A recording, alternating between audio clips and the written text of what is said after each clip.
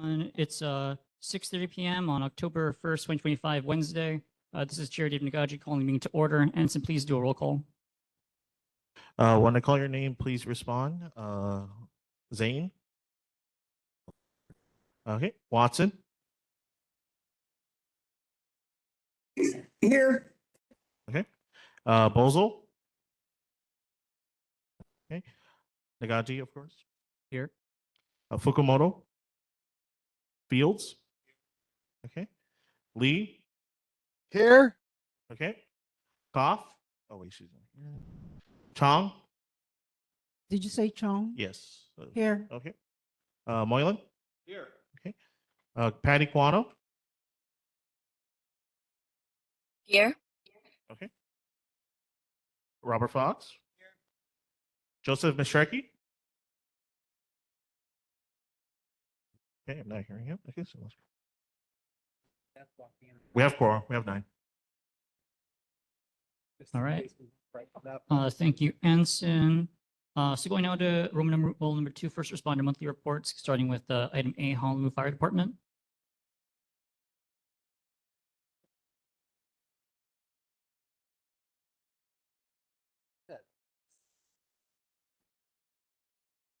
It's the right way. Yeah. Okay. All right. It's great to be here with all the living dead today. Here are statistics from September 2025. We had 6 activated alarms with no fires. We had 59 medical emergencies and 2 motor vehicle collisions. And then we have our fire safety tip of the month is for seasonal decorations. It says with the holiday season just around the corner, consider fire resistant, non-combustible decorations. Choose only Underwriter Laboratory approved electrical decorations and follow manufacturer's instructions for installation and load. Use lights that are in good repair. Always turn off lights before you leaving your house or going to sleep. Do not overload power strips, surge protectors, and extension cords, and never leave candles unattended. Secure lighters and matches out of the reach from children. Any questions? Yes, sir. Hi, Robert Fox here, Lower Manoa. We had talked about this previously about how the fire service works. If you have a medical emergency, do we need to bring the trucks out for a medical emergency? I think the EMTs that we have are pretty good. It would save a lot of money, and we are short of that in the fire department. If we could like send a fire person out perhaps, but not the whole truck, that costs us a fortune. But if the EMTs are already on the site, you need to be there to verify something. I'm just suggesting that's a more effective and efficient way of dealing with a medical emergency. What do you think? Well, so we understand your consideration for monies, but Yeah. so EMS doesn't have as many units as fire around. So a lot of times we're the bridge between EMS. We're all first responder EMTs. We're the bridge between EMS and what do you call it before they get there. So we only get called to certain types of calls. So if it's like a cardiac arrest, if the EMS is going to be about 4 or 5 more minutes, and we're going to be there 5 minutes earlier, that could be the difference between life and death. So to me, that's worth the cost. And they've also looked into what you're saying. So we've also purchased smaller, what do you call it? Like SUVs. Okay. For the ladder trucks. The ladder trucks usually at 2 company stations. The ladder trucks take most of the medicals, and they're usually really busy because they take most of the medicals. So those are the red, or what they call it, is what they usually try to respond into. So to make it more cost effective. I appreciate that response. Sounds very logical. We're in a different time right now. Federal funds are not going to be coming into Hawaii like we had presumed. And so we're going to be depending on ourselves and our taxes and people, and we're in a mild recession already, according to the governor. So it occurs to me that we need to really one up our capability in terms of the smaller red vehicles that you're talking about. Because I looked into the figures about how much it costs us to take a whole truck out there. Because that's, how many people on the truck, huge expense of the truck, gas, charge, the whole thing. And I think we really need to rethink this in a new financial age where we don't have money coming in to assist us. So could you bring that back to the chief and say, can we please work something out that's more effective where we can keep our fire department as active and as efficient as possible? Okay, I'll bring it up, but Thank again, they're gonna need to, there's only certain calls they call us to, and usually those are higher emergency, and I think it's worthwhile to go out there and, cut that time down, have someone on the people. But, yes, correct.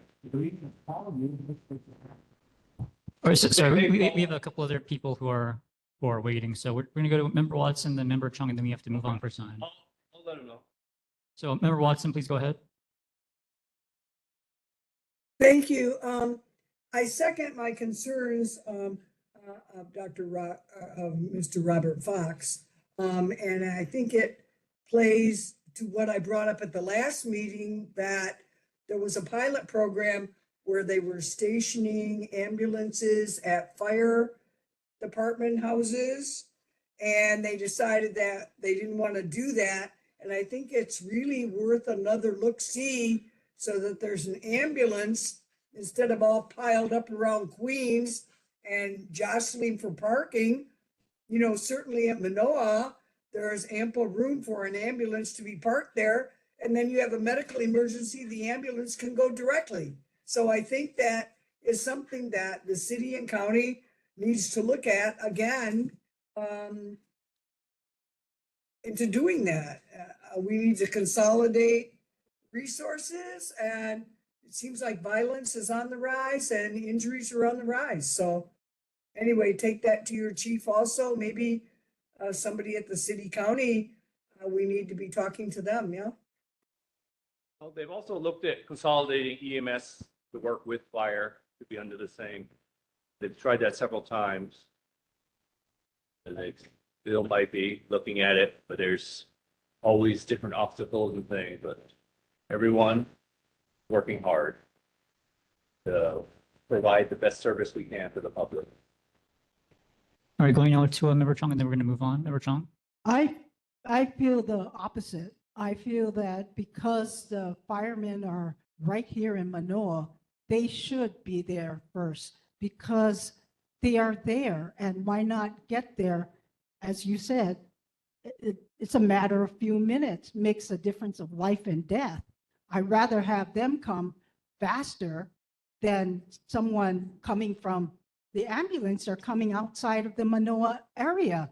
These people are right here in Mānoa. They should be the ones that come out first because they'll get there in like a minute or two compared to someone who's coming out from outside the valley. We're talking 5-10 minutes. It makes a difference. Thank you. All right. Thank you, Captain. We'll see you again next month. Anything else? Yes, sir. Mahalo. I just wanted to Wait, ask, Wait, sorry. Can you take your mask off and identify yourself? oh, my name's, you can just call me GR. No, And I- take your mask off and Yeah, identify yourself. And I just wanted to add, it's very important to avoid trips, slips, and falls because it's keeping me really busy. Happy Halloween.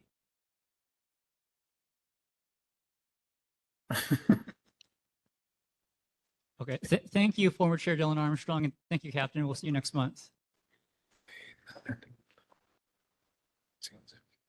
Going out to item B, Honolulu Police Department.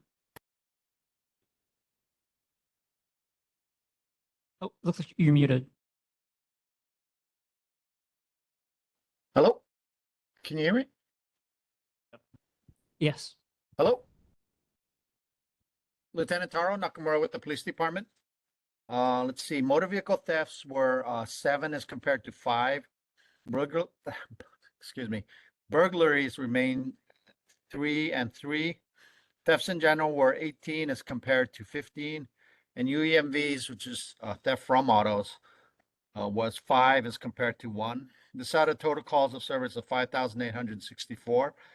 And for this statistical information can be found at honolulupd.org. And our safety tip for the month is jaywalking. It's just a reminder that it's we've had a lot of accidents this year, and we're just trying to remind people that it's not only the driver's responsibility to look out for pedestrians, but also pedestrians, nothing is worth getting hurt, injured, or possibly even killed over. And it takes a combined effort of everybody in the community to try to lessen pedestrian fatalities. So it's just a reminder that jaywalking is against the law, and and also for drivers to watch out for pedestrians if they are in the roadway. And that's our safety tip for the month. All right, any questions or comments for HPD? Member Chong? I heard from someone who lives in Manoa that her car was stolen overnight, and I was wondering if there's a rise in cars theft. Motor vehicle thefts. It's not a Kia by any chance, is it? A Kia Soul? Excuse me? Is it a Kia Soul? Hyundai. Okay. Motor vehicle thefts, actually, they rise and fall depending on who's out of jail. But we have seen an increase in the theft of a certain type of vehicle, which is the Kia Soul. Other than that, the statistics are pretty constant.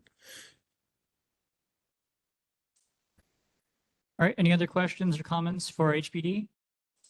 Member Fox, go ahead.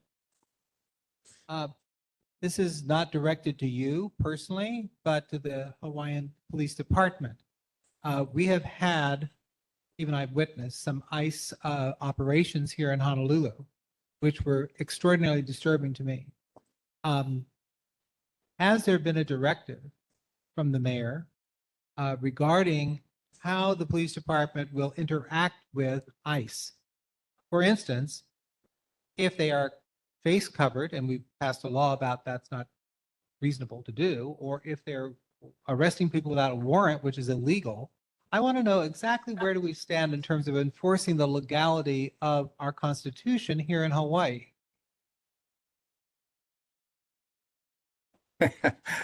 Let me first say that that's like way, way, way beyond my pay grade. I work in patrol in District 7. The police department tries to remain as non-political as we can. That being said, I have not heard of any directives passed down to our chief and from the chief down to us specifically regarding ICE.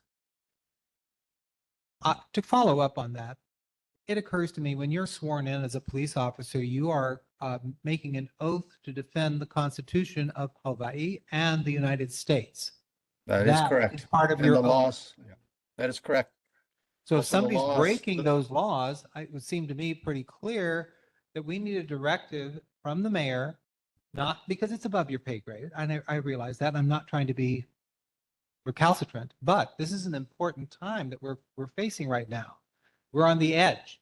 And I want to know, is Hawaii going to play along with this totalitarian I'm screw not the all governor, laws? sir. I'm not the governor or the mayor or even the chief Well, of police. so I take it up cannot to the chief and say, look, we need an answer here in the streets.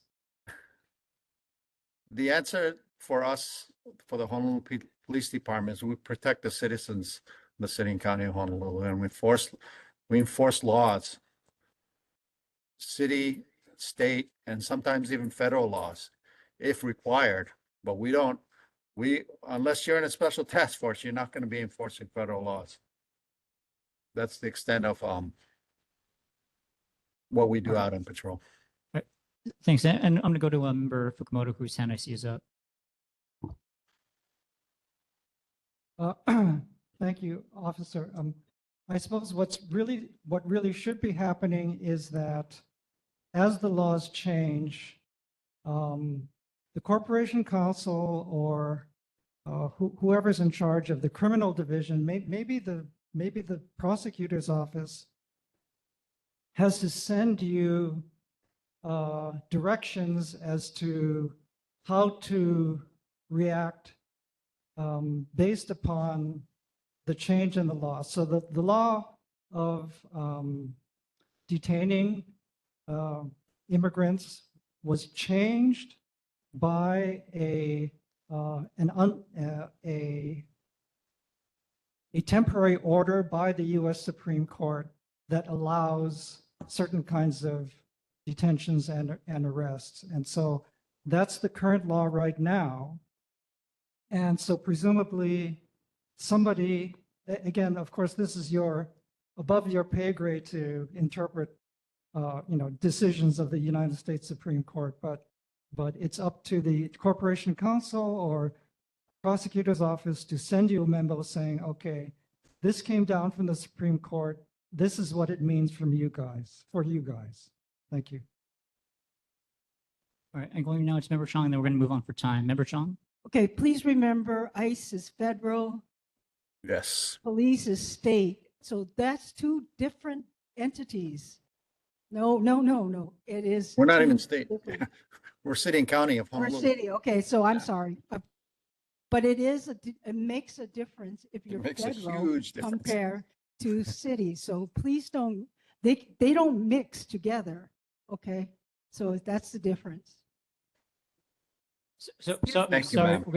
ma'am. I disagree with this. No, you're not recognized. We're going to move on for time. Thank you, Lieutenant. We'll see you again next month. Okay, aloha. Stay safe. Okay, going on to Roman numeral 3. This is the with Climate Future Forum, pesticide use in Hawaii. We were supposed to get to you last month, but we ran out of time, so we're putting you at the front this time. So are you ready to put your presentation up? If not, our staff person has your presentation. Okay. Sharing the good.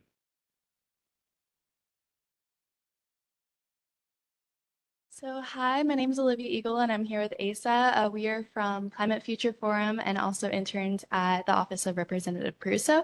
And we're here to present to you guys today about pesticides in Hawaii and how they affect your neighborhood and also our INA. So just a quick overview on pesticides. I'm sure you guys are familiar with what they are in general, but they're substances that are designed to kill or deter pests, including insects, weeds, fungi, and other things such as like rodents and stuff like that. They can be either synthetic or biological. The biological ones for our purposes tend to be better, but we'll talk about that a little more later on. And they're broken down into two categories in the state, general use and restricted use. And today we'll mostly be focusing on the restricted use pesticides. An example of a general use pesticide that's used a lot here in Mānoa is Roundup, and I'm sure you guys have heard of that. So yeah, like I mentioned, we're going to be focusing on RUPs today, and restricted use pesticides they're a little bit different because they require certification from the state to purchase and use, and they're restricted due to significant environmental and/or health impacts on Hawaii communities. And they're most commonly sprayed, as we know of, in North and Central Oahu, as well as West Kauai. And we're able to have this information because of Act 45, which began in 2019, and basically forced companies that use restricted use pesticides to report to the Hawaii Department of Agriculture annually, including a 100-foot buffer zone around schools. So that was another aspect of the Act 45 that was covered.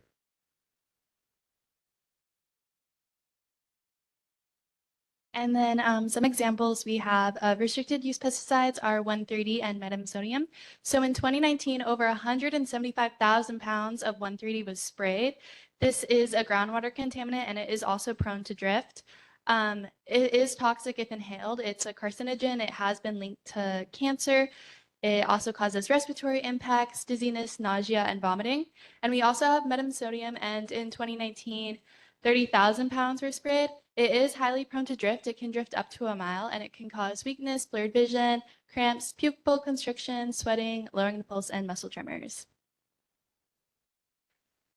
And so here we just have some exemptions to Act 45. So right now, neonicotinoids are currently not classified as a restricted use. So they are classified as a general use pesticide, meaning that they can be bought and sold over the counter. Right now, neonics are used to treat the coconut rhinoceros beetle, which is an invasive species here in Hawaii. But however, these are very toxic to our native pollinators, birds, and also aquatic species. And these are systemic, which means that it's injected into the root or seed of the plant instead of just sprayed into like one part of the plant. So overall, it makes the whole plant toxic. And our research shows that 90% of this neonics actually vanishes off into the environment, while only 10% stays on the seed. So it's very toxic. And then we also have experimental field trials. So major chemical companies such as Bayer, also known as Monsanto, and Syngenta can test GMO crops on Hawaiian lands without reporting. So these can have adverse consequences on our agricultural resources. And yeah, so they may be exempt from reporting. So it's very easy for them to spray larger amounts or just ignore the rules overall, and they might get a slap on the wrist. So as we can see here, Act 45 is a good start, but it is insufficient for our needs. The current buffer zones around schools is only 100 feet, but as I did before, metamsodium can travel up to a mile. This also nullifies the Federal Insecticide, Fungicide, and Rodenticide Act, which legally requires applicators to follow rules on the label, but since there is very little oversight on reporting it, it's easy for them to cut corners. For example, they're not required to put the time that they applied at, the crop or pest that they were trying to kill off, or the dilution rate. And it also nullifies the School Buffer Zone Act, or school buffer zones, because in the act it says that school buffer zones is only 100 feet, but yeah, metamsodium travels up more. And then also there's no environmental testing, so companies can destroy the land and pass it on to the next owner. So here we have some maps and forms for you guys to look at. So at the top, it's a form of what the applicators have to fill out annually. In the green is what they are required to fill out. So this is the total RUP that they used, the area that they treated, and the date applied. But then in the white is what they don't have to fill out. So I know it's hard to see, but the pests that they were trying to kill, the dilution rate, and then the time that they applied. On the bottom left, we have a map of where RUPs are used on the island. So as we can see, it's very concentrated in north and central Oahu, as well as a little bit down there in Ewa. And then on the right, we have a map of your guys' neighborhood. So there is no RUP use that was discovered in 2019. These maps are all from HAPA, which is the Hawaii Alliance of Progressive Action Agency. So in 2019, they didn't find any RUP usage here, but it's still important to point out because it's prone to drift. And then here, just on the bottom right, we have the map of the school zone. So on the black is the actual school, and then the yellow circle is that 100-foot buffer zone. So this is just important to point out for the protection of our keiki. So some current ideas floating around in our office right now for the upcoming session is to have better reporting systems to ensure more detailed and accurate reporting, increasing those buffer zones from 100 feet, hopefully somewhere to a quarter mile, half mile, having larger fines or punishments for illegal use, especially for larger companies who are exempted, such as Bayer. Classification as neonics as an RUP, because right now they're classified as a GUP, mandated environmental soil and water testing, especially when applicators buy and sell already affected land, and then also having transparency in labeling. Just because something says Hawaii grown does not necessarily mean it is organic, so it can be misleading.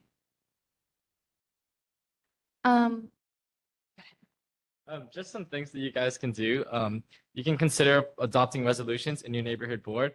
You can also share your experiences with pesticides, both general use and restricted use, and testify at in the upcoming session. You can also hold community meetings and forums, and also sign up for emails just to stay informed relating to these pesticide issues because they are evolving every day. You can also contact your elected officials and educate others about pesticide use in schools, especially. And personally, I know you guys may not necessarily think that pesticides apply to you because in the 2019 report, Manoa wasn't necessarily covered in that restricted use. They had no parcels in which restricted use pesticides were being used. However, this isn't necessarily the case. For starters, as an island, it is a responsibility to protect every aspect of our island home and not just our neighborhood specifically. But on top of that, with both the heavy amounts of rain that impact and are affected here in Manoa, as well as the various different schools that we have in this valley, it is super important that we continue to remain harsh on pesticide restrictions. And also, a lot of general use pesticides that aren't shown on the 2019 report can still impact negatively people's health and the health of our ecosystems, and can exponentially impact your neighborhood because of the heavy rains that Manoa experiences. So just some things to think about. And moving on, this is a little program, Rewild Your Campus. It's a national program. Does that dedicated to removing synthetic pesticides from school campuses. And they offer pilot programs, outreach, and collaboration. They work with both universities and high school schools. And their main intention is to reduce pesticide use and educate students on the harmful impacts of pesticides. And they focus on organic land care, biodiversity, and health. They have tried to do pesticide management at my school, Punahou, and it was relatively successful. And I really hope that you guys consider kind of advocating for Rewild so that they can maybe help more schools in this community.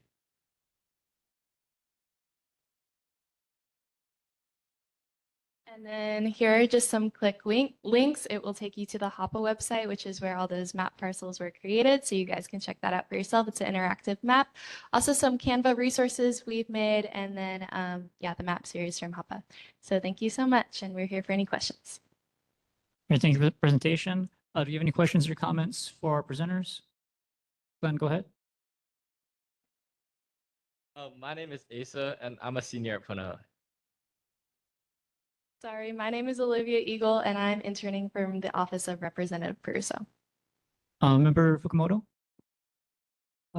Thank you very much for your presentations. Very impressive for younger people. So we hope that you continue your interest in government. So I heard your presentation, and I'm just kind of a novice with respect to science. So can you tell me, these pesticides are dangerous. So how do these pesticides enter our body? Is it because of the water I'm drinking? Is it because I'm eating certain vegetable items that had pesticides sprayed on them? Or is it in the air? Or just some of those basic questions? Sure. Thank you. So it's very dependent on the type of pesticide. And I'm no longer interning at Representative Peruso's office. So I'm sure Olivia can share more on this. But most pesticides, or it really depends, but for example, the 1,3-D pesticide that is being used heavily in central Oahu is prone to drift, which means that it can be inhaled upon being in that area, really, and that could have serious health effects. And there are other pesticides that affect you through the water systems, which is why runoff is so important. And these systems, keep in mind that these systems or things like runoff not only affect us as humans, but they also affect the native wildlife. They can affect animals, marine life, all those different things. The whole ecosystems can really be impacted negatively by pesticides. Other pesticides, like you mentioned, can be consumed in the types of foods that we eat. So it's really important to eat organic. And I think that's backed by science, pretty heavily. So yeah, if you want to share any more. Any other questions or comments? Oh, sorry, can you go up to the microphone so we can hear you?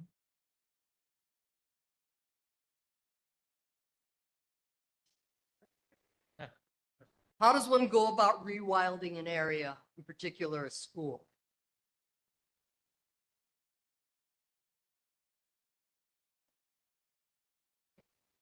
My name is Sandy Tsukiyama. Thank you, Sandy. So Rewild Your Campus is a organization. So what they do is they contact the school like administrative divisions, including like the janitors department, things like that. With Mānoa, they worked with Power Plant to discuss alternatives to. So we were using Roundup pretty much on our entire campus, and they discussed with our power plant different methods of keeping our campus green and healthy. Because as we know, things like pesticides aren't things that we want to be affecting our keiki especially, but just the community in general. Great, thanks. And I see member Watson on Zoom. Please go ahead.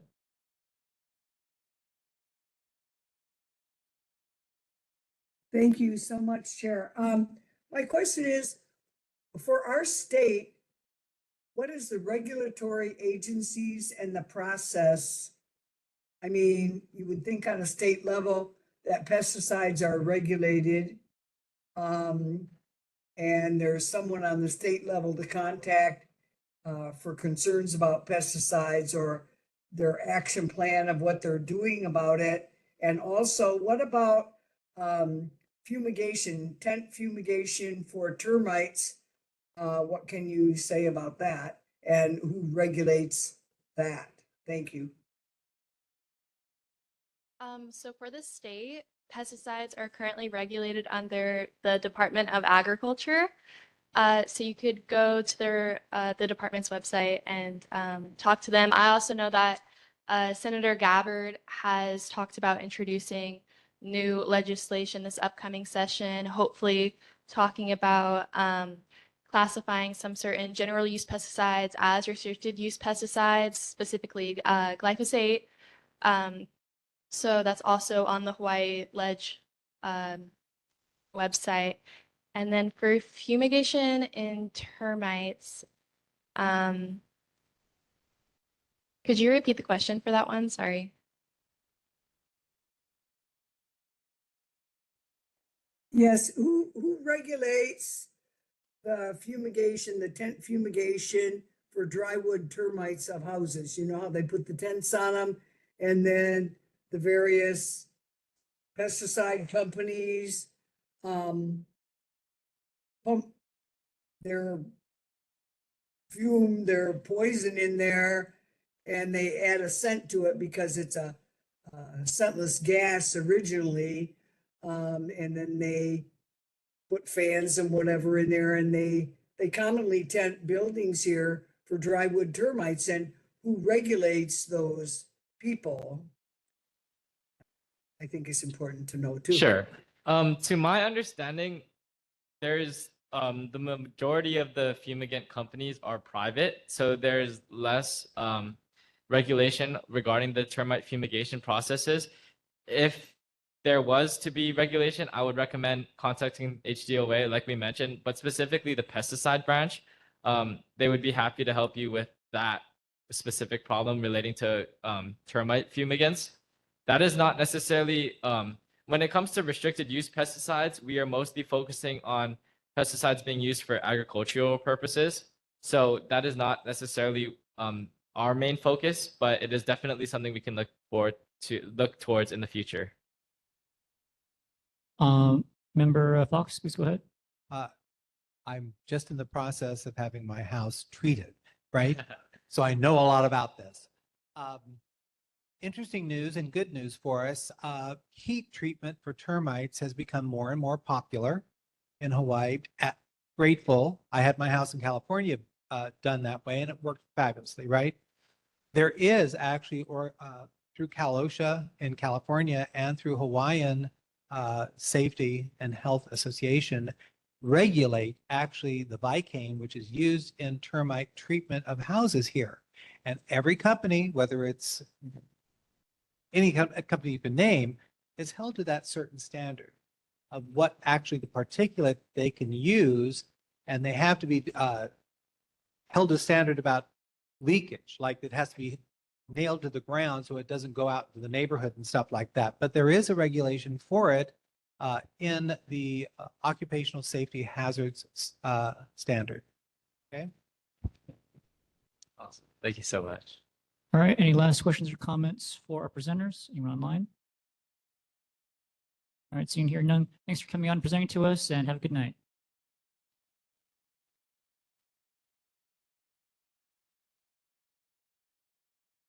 All right, going now to returning business, Roman numeral 4, item A, updates on Mānoa Banning Court and Aria Lane. I don't have any updates on Mānoa Banning Court or Aria Lane. Is there anyone else here who has updates to share on those topics? Anyone online? All right, seeing and hearing no one with updates on Mānoa Banning Court or Aria Lane, I guess those are still in a holding pattern for now.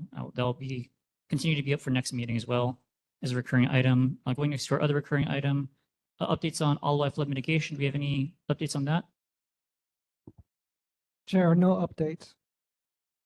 All right, updates on primary urban center development plan. Any updates on that one?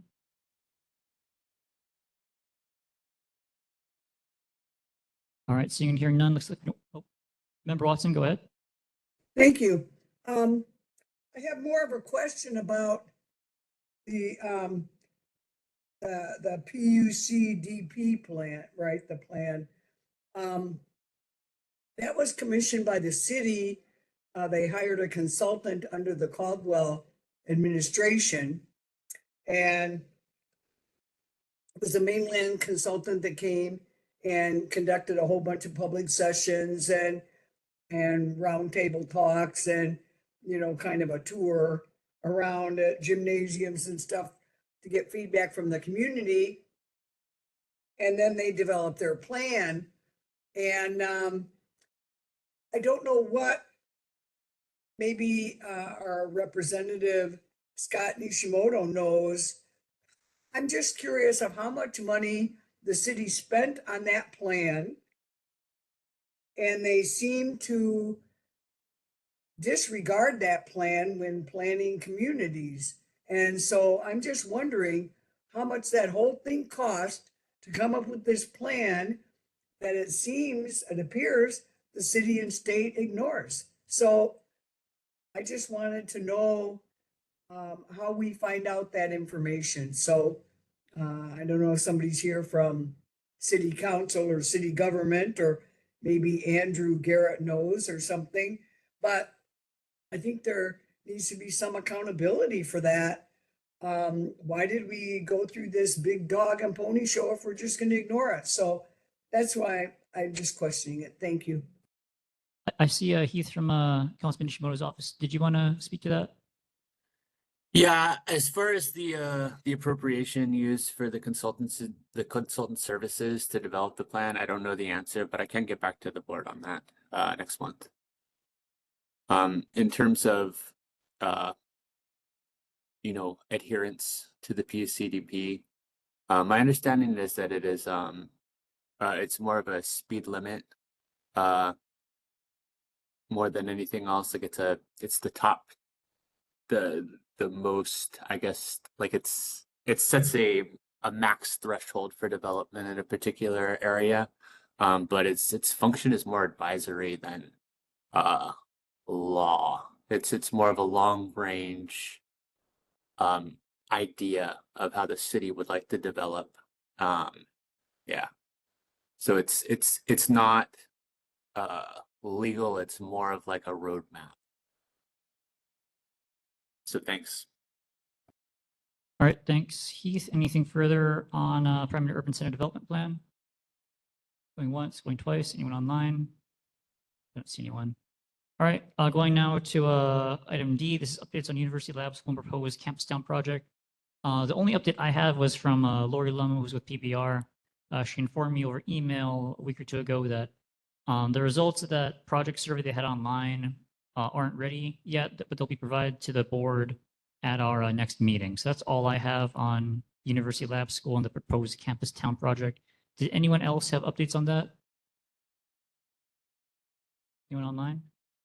All right, seeing and hearing none, we'll keep that on the agenda as well for next time as a recurring item, but we're going now to board business. So first, item A, filling of vacancies. Unfortunately, we started this term with only a single vacancy in Subdistrict 4. Since then, we had one person leave from Subdistrict 3 and 2 leave from Subdistrict 4. So we now are up to 4 total vacancies, 1 in D3, 3 of them in D4. So I'll ask, is there anyone who lives in Subdistrict 3 or Subdistrict 4 who's interested in filling any of those vacancies? If so, please identify yourself. I'm not seeing or hearing anyone, but Member Boylan had a comment. Yes, it's not clear how it was decided that the maximum number of seats from Subdistrict 4 would be 6, and then Subdistrict 3 would be 4, and each of the others would have 3. But clearly, it did not match the interest level on Manoa citizens in serving on this board.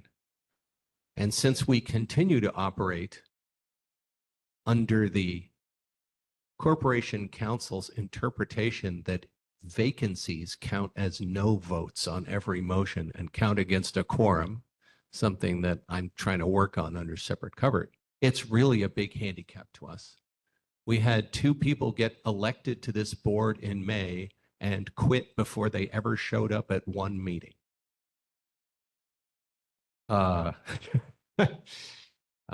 Something that I've mentioned to several UH people, because UH is down there in Subdistrict 4, you'd think someone who works at UH might want to be involved in public policy decisions related to this neighborhood, but so far, we haven't generated any interest. As you saw, we just barely got quorum tonight because of all these vacancies in Subdistrict 4 that count against our quorum as if they were real people. So for those of you who are the hardcore interested people who show up at our meetings, if you know anyone who lives down there, you already recruited one neighbor to be on here, and thank goodness you did that. But it's really hurting us to have these vacancies. So if anyone can help go out and recruit, we would really appreciate it. It would help us get our job done. Thanks. I've got this. Robert Fox, District 4. I recruited Joe Mizrecki because he's a good friend of mine, comes to parties at my house, and he's a fabulous person. Here's the problem. I think the board is too big. And I don't know how it takes a process to do this, but clearly we need to get this board down to a reasonable number of people. And it's like nobody's ever addressing the how. How do we do that? Maybe we only want to have 3 people in District 4 and 3 in something else and match the whole thing, right? It seems fair and just to me, and somehow we're up against a block of somebody in City Hall who says that we have to have all these people. Well, if you can't get them, and we've proven for the fact over years that we can't get them, that maybe we need to go, let's strike where the iron's hot, and let's find out who the hell is in charge. It can't be Wu Anson telling us whether we're going to have people on a board or not. So I'll just say, oh, go ahead. Member Fox's point is excellent. And I'll be following up with our city council member to see what it would take to change the membership on the board. Thanks. So I see a couple of raised hands. Before I call on them, I'm just going to say very quickly that, you know, I've been on the board just over 4 years, and I have noticed that, you know, we have 4 subdistricts. Subdistricts 1 and 2 are almost always maxed out. Subdistrict 4 is almost always struggling, and Subdistrict 3 was back and forth. I know there are other neighborhood boards on this island that have a single at-large district. So if we change to that, then all 17 of us would be in one big district rather than 4 smaller districts that are cut up with their own limits. So that's one thing that I am at this point probably going to put on next meeting's agenda, is considering asking the mayor or the city council or whoever's in charge of this to change this to an at-large board district, just because this has been a recurring problem for the past 4 years or so. But I'm going to call on hands now. So I'm going to go to Member Watson, then Tom Heinrich, then Ian Ross. So Member Watson, please go ahead.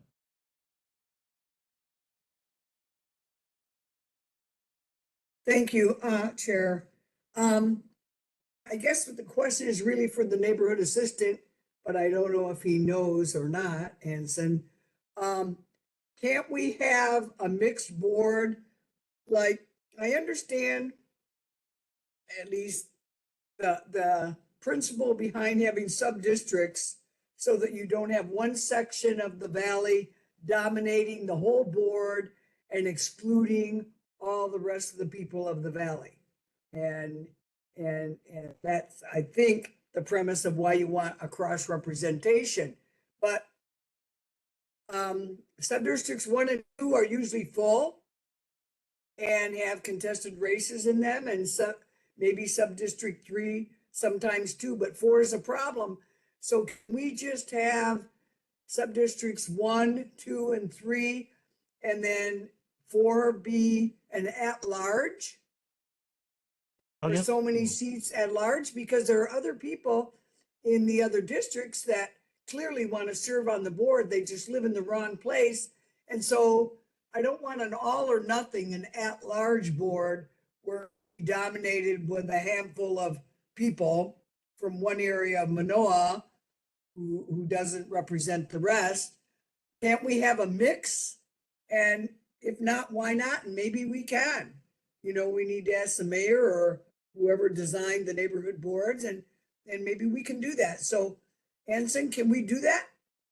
Anson's communicated to me that he's not really able to answer the question, but I'm going to turn to Tom Heinrich in case he has anything on that. Do I have the floor? Yes. Thank you. Thank you, Chair. First, Tom Heinrich, speaking in my individual capacity, let me emphasize that this is not an agenda item this evening.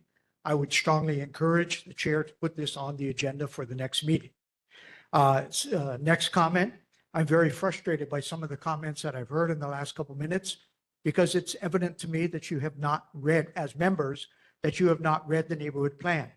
The responsibility for determining how many seats, whether at large or sub-district, and a few other things are spelled out, and it is the determination by the community, at this point, the neighborhood board, to suggest any changes, whatever. It is not the mayor. It is not the neighborhood commission, although the neighborhood commission as well could take initiative.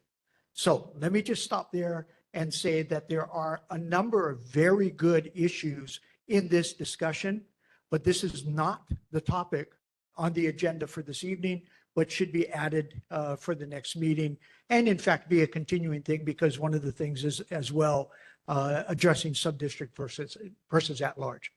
Thank you, Chair. Thanks, Simon. We're not going to, yeah. So this will be placed on the agenda, but before we move on, I did see hands from Ian Ross. I let everyone else talk. So Ian, did you want to say anything about this? Yes, I'll be very brief. Thank you very much, Chair Nagaji. I believe that Tom Heinrich did a good job explaining how the change could occur. I just want to give some background information. I'm speaking my own individual capacity, but sharing something from the Makiki Neighborhood Board. From October to May, the board was barely able to pass resolutions or act due to low attendance and many vacancies. The board used what Tom Heinrich shared to temporarily lower the number of boards, not have to make a decision for all terms, and made them all at large, which allowed them to return to action. I do want to note this was not unanimously supported, so you can ruffle a few feathers. So if you do this, as Tom Heinrich suggested, it's very useful to have a robust conversation first. Thank you very much. All right, thanks, Ian. And this will be put on the agenda next month, so we'll have more thorough discussion on it. And at that point, we can take a vote. Sorry, I thought I saw a hand.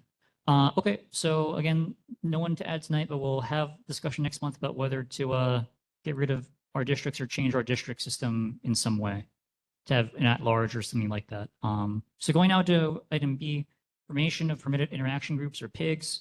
And this is requested by Member Watson. So Member Watson, please go ahead. Thank you. I would like to ask the board to let me chair several PIGs. And I don't know, I just want to take one issue at a time, and other board members or people in the community are welcome to join them, so we can just find out some answers to things. And I have a couple of things in mind, and I guess I can share them with the board, and you can tell me if you think it's okay that we establish a PIG for that, and I'll chair the PIG. Is that what I need to do, Chair? Yes, go ahead.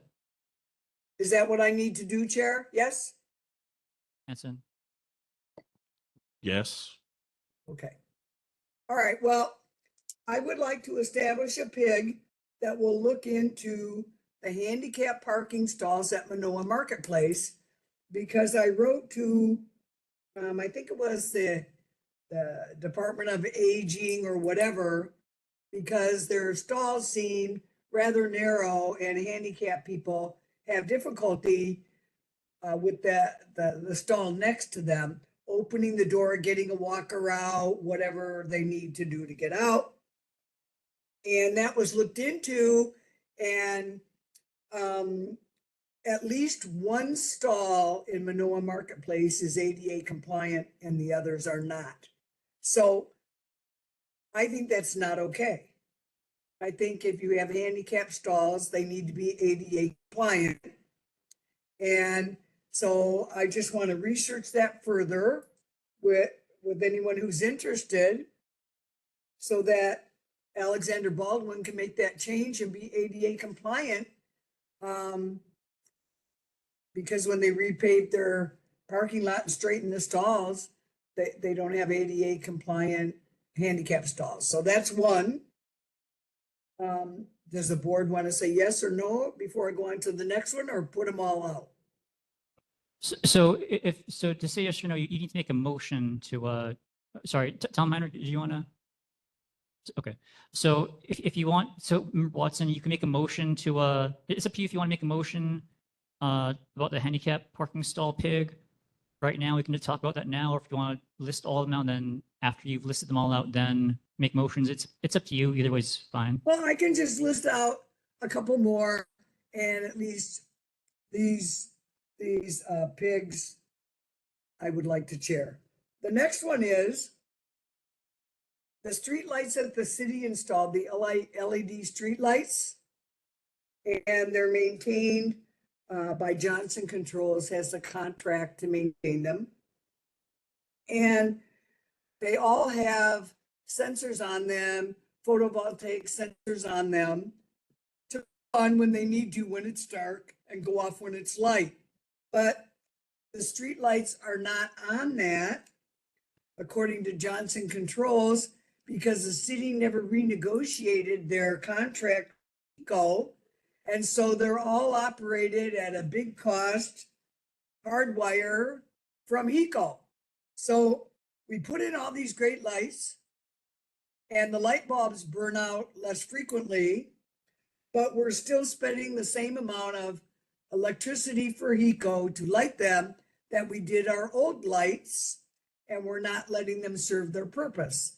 And I get one problem with that, right? So I want to follow up on that and see if the city was able to renegotiate their contract with ECO, so that we're not paying full price electricity to light our streetlights and not using their photovoltaic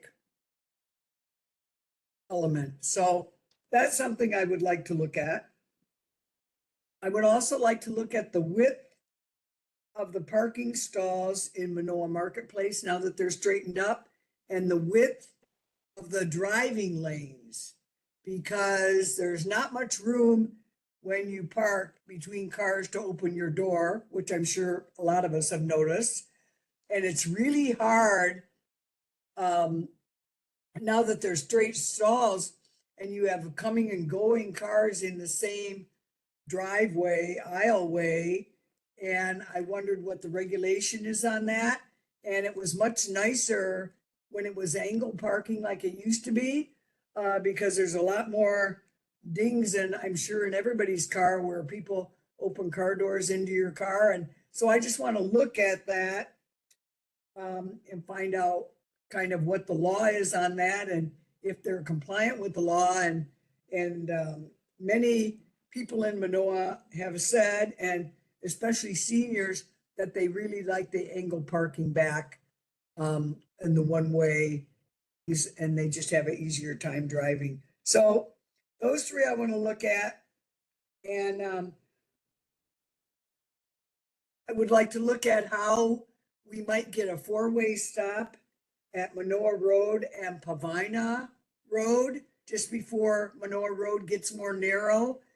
it would be a real good idea, I think, to stop people there because they tend to pick up speed when they get past Manoa Elementary School heading toward Paradise Park and the back of the valley. And if we could, what the process might be to be able to get that. So I guess those kind of things, even though Dylan Armstrong is yawning at the idea, if I could chair pigs to look at those. So I have my own thoughts on this, but first I'm going to go to Tom Heinrich and then Member Moylan. So Tom?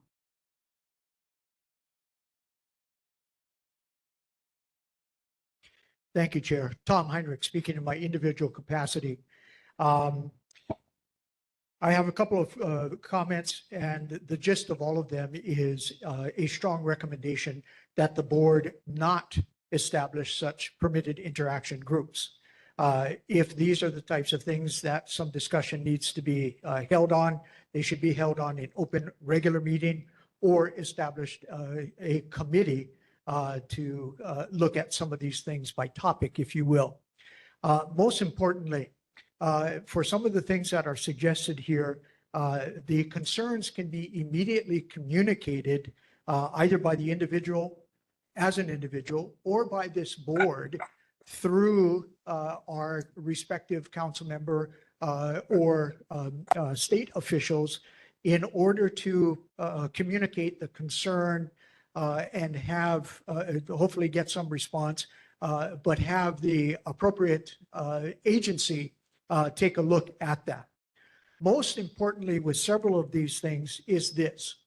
Section 14-101 of the city charter, in the nature of the one sentence in that section, essentially identifies the purpose of the neighborhood boards is to, quote, increase and assure effective citizen participation in the decisions of government, unquote. The key here is that there are several things that are very directly focusing on particular design features or whatever of a privately owned and operated shopping center. Those concerns can appropriately be communicated to the city's Department of Planning and Permitting. It is wholly inappropriate, and unfortunately, without going into the history of many years ago, the Manoa Neighborhood Board holds the distinction of having been sued and lost in litigation, having to do with, at that point, an alleged interference with a private commercial enterprise. The key for something like this then is simply to communicate these concerns. You need to do so appropriately within the proper role of the neighborhood board. But for the nature of the proposals here, especially if we have concerns in a general way about challenges to democracy, then here's one where one person would be wearing way too many hats outside of public discussion before something even gets before the board. So my strong encouragement to the board is not to organize such permitted interaction groups. Thank you, Chair.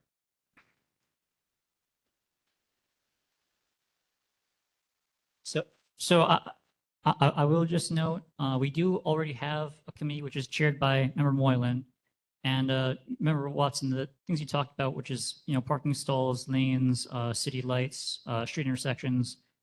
Member Moylan's committee is pretty broad and it does deal with those kinds of things and similar things. So, as an alternative to having these 4 pigs, you could just join Member Moylan's committee and talk about it that way. But yes, what I wanted to ask was, what was the rationale for forming a permitted interaction group for these issues? And, without going into those details, my understanding is that it's something that lasts for 3 months and requires a certain amount of intensive research by a small group of people, and it has a final product, which is a report that's read back.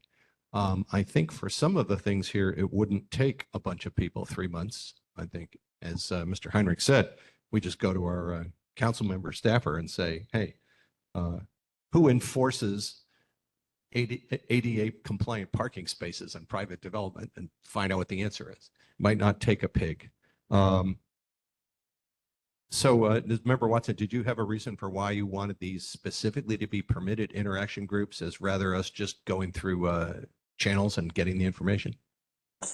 Yeah, because I've been to the channels. The channels don't work. They're busy people and they just kind of blow it off. And you're looking at other things, roundabouts and whatever it is that interests you to look at. And you have only in-person meetings, and I have health risks, so I'm not attending in-person meetings like that. Maybe if they were outside with a few people or something, but I just think there are areas that need to be explored. And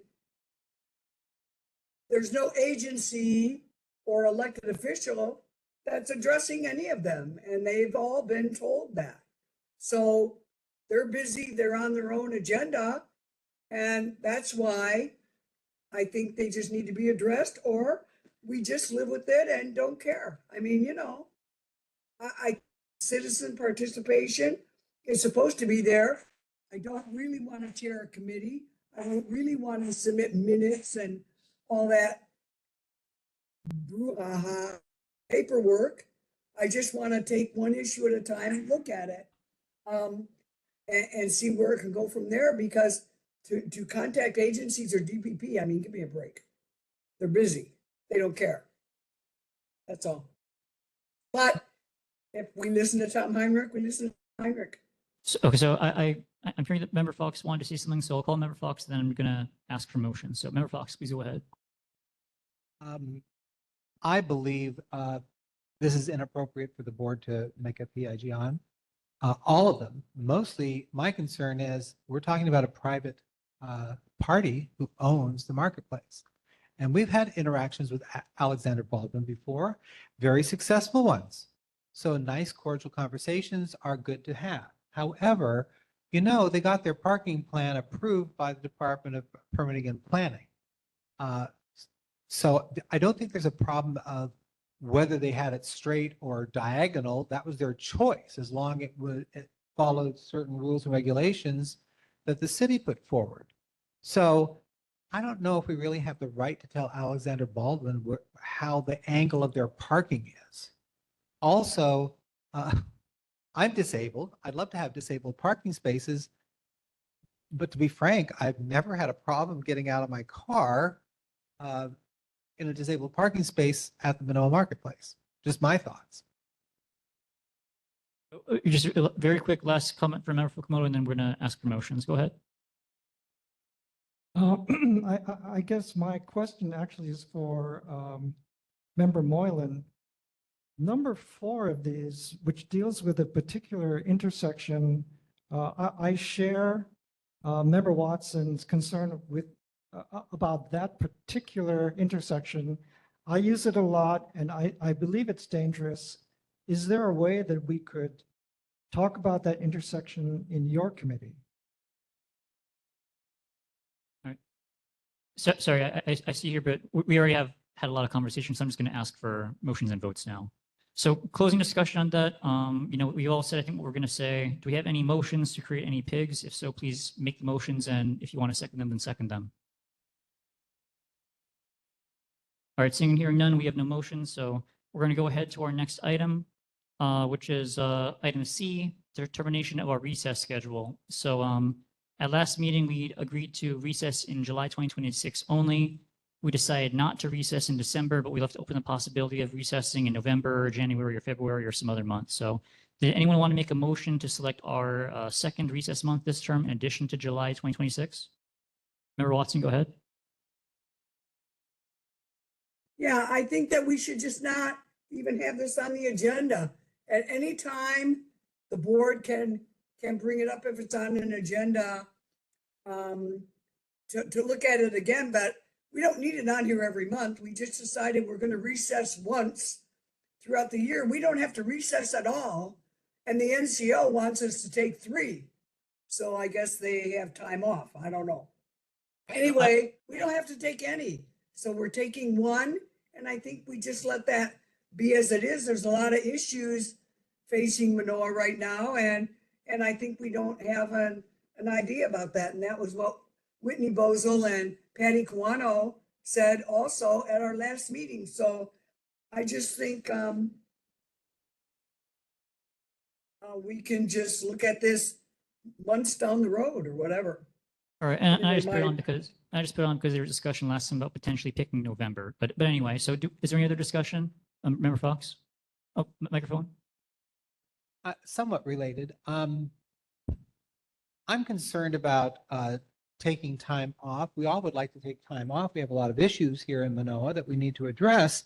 But the concern I have here is there's some sort of rule in this board that if you don't attend 3 meetings, you're out, right? And I'm thinking it's really confusing as to whether we're having time off in December or time off in January or November, and we have to plan our lives accordingly. I'm flying to Australia in January. So can we alter that rule a little bit about if you're not here 3 times in a year? I mean, this has been rather chaotic in terms of our scheduling. We have to be a little gracious to people. So I'll just note that if a person misses 3 meetings, then we have to put it on the agenda to discuss removing them, but I've never seen us actually remove anyone. Member Fukumoto? So on most boards, what happens is if, according to the bylaws of that particular corporation, let's say there's a requirement that if you miss 3, then you could be kicked off the board. But what usually happens, and what happens in our board is that you get the chance to come before our board and say, I missed this because I had this particular bit of business. And look, most of us we're understanding people, so we'll decide that and say, oh, well, we understand that. Yeah. All right, any other discussion? If not, we're going to move on. Going once, going twice. Anyone online? Hanson? All right, seeing, hearing no one else, we are not picking any. Oh, Member Moylan? Have it as a continuing agenda item in order to have the option of adding? You can decide when you guys want to do. If you want to put it on the agenda for the next time, you. So Anson explained to me that we don't need to put it on the agenda. It's administrative, so we can take it up anytime we want to. So yeah, it's going off the agenda for now, and we can bring it up again if we want to bring it up later. So going on to item D in board business, this is approval of the Wednesday, September 3rd, 2025 meeting minutes. Member Moylan? Yeah, I found a couple of typos. I don't claim to have found them all, but on page 3, getting down to 49 minutes and 58 seconds into the meeting, it says a motion was adopted, and it should be adopted. On page 5 of 6, very first paragraph, Bozel moved and Zane seconded with an amendment, the minutes to strike phrase. I think it means strike the phrase. Page 3, 4958, about 4 or 5 paragraphs down. It's way over in the right column. You'll see in capital bold letters, adopted. And then on page 5, the very first line, it says the minutes to strike phrase. I think the intention was to have strike the phrase. I would also like to say, I think spell check would have taken care of both of those. All right, and so those are non-substantive, but Anson has those noticed, so you can fix those. Oh, yep, go ahead. I couldn't get a copy because there weren't any left when I got here, and I got here on time. So I'm just hoping maybe there can be a few more copies next time. Yep. Oh, sorry. Okay. So we have those edits that Member Moylan highlighted. Those are non-substantive, so we don't need a separate amendment vote on them. Is there any other discussion on approval of minutes before I ask for a motion? Any further discussion? Going once, going twice? Anyone on Zoom? All right, do we have a motion to approve the minutes with those non-substantive amendments? All right, Member Moylan's made the motion. Do we have a second? seconded by Member Fox. Is there any opposition to approving the minutes with those non-substantive amendments, but otherwise adopting approving the minutes as is? If so, please state your objection.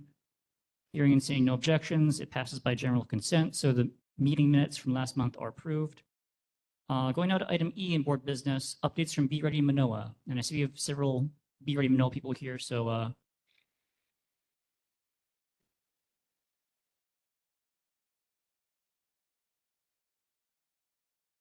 Thank you, Chair. Tom Heinrich speaking now in my hat of a member of Be Ready Manoa.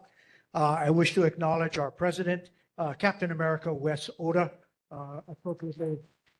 appropriately engaged there, and Hector Venegas, especially our key on marketing and communications. Let me just run through this real quick. And I also wish to leave a couple of other things, particularly on our September 23rd event, to Senator Carol Fukunaga for some of the things that's also, I think, in your newsletter as well. First, double checking some of our own records, getting ready for this. And I appreciate the invitation by Chair Nagaji to provide a quick update, is that we got started, never mind the details, in 2013. So the efforts of the community really are in its 12th year, and a lot of things have been done. Be Ready Manoa is now a 501c3 nonprofit organization. It promotes situational awareness and planning for potential natural disasters and organizes disaster preparedness meetings, training classes, fairs, etc., regarding a number of the hazards faced by Manoa residents and the region. Because of the combined efforts from this community, Manoa went through a series of classes and presentations and activities and was designated as the first resilient urban community by the City and County of Honolulu in the program that was led by the Hawaii Emergency Management Agency, and that was in August of 2017.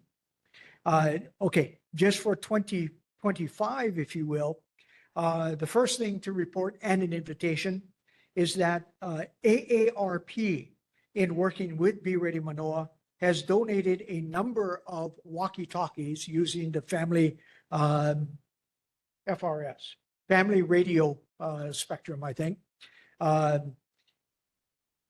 Be Ready Manoa will provide those radios to Manoa residents if they if they attend a training class and participate ideally in a monthly practice session constituting what is now called our Coconut Wireless. Glenn, we're up to how many out?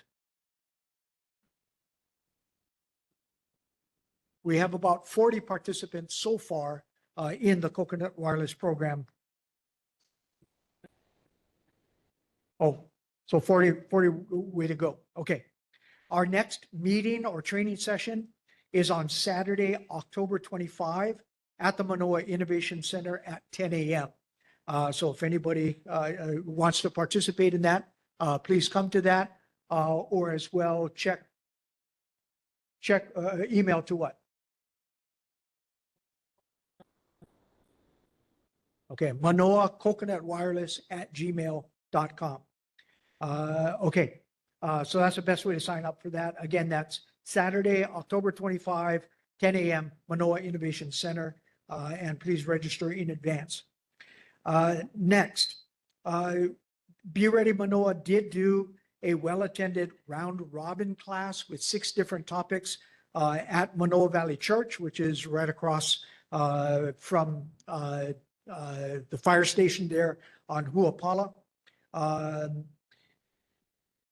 The next big event that we just recently did was on Saturday, September 20, which was the Disaster Preparedness Fair held at the Manoa Marketplace Courtyard.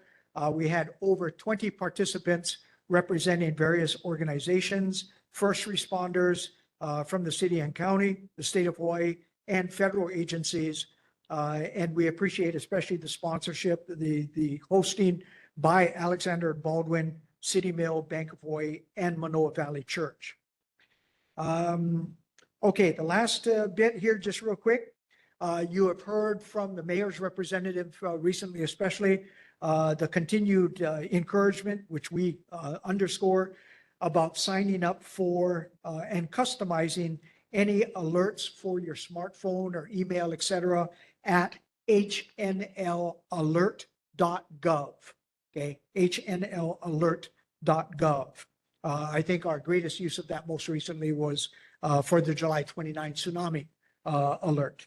And then lastly, the easiest way to find it on any of the browsers is if you just punch in Hawaii Sea Grant, then you can immediately on the Sea Grant program at the University of Hawaii at Manoa, immediately be able to access the Homeowner's Handbook to Prepare for Natural Hazards, the 4th edition, the latest edition. There's an icon there. You can download the PDF, et cetera. So Dennis Wang and Z Grant have always been at our disaster preparedness fairs.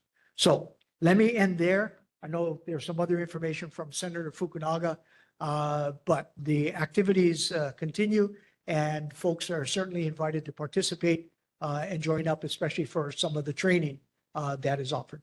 Thank you, Chair. All right.